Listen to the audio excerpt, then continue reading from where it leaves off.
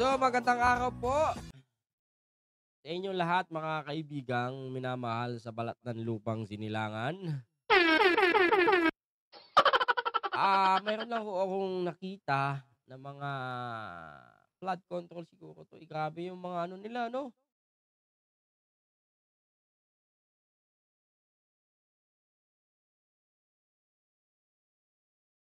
Ito naman, punong-puno ng bakal, 'di ba?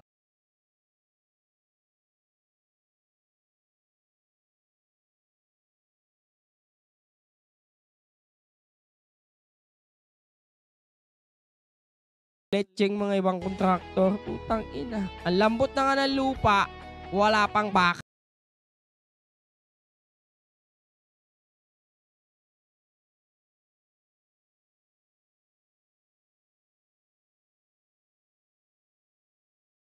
Bibiyak, dumaan ng isang elk.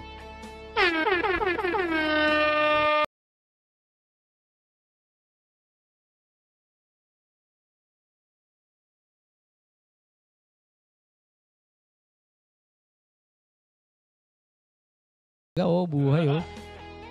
Oh, eto dapat ang paggawa.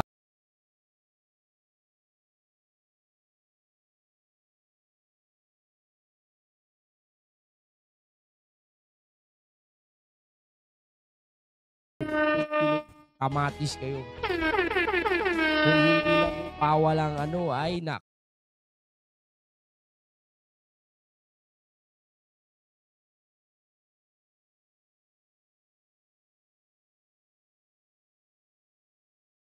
ibang bansa kaya yata 'to. Eto sa baba, literal na Pilipino 'to, nakikinilas ho yung mga ano, nakikinilas yung mga gumagawa.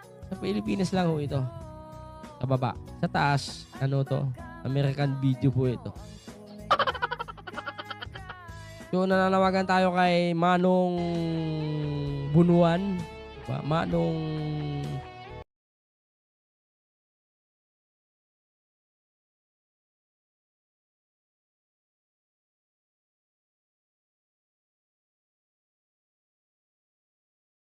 limpat naman ho tayo. I mean, makasilo naman po tayo ng mga kontraktor na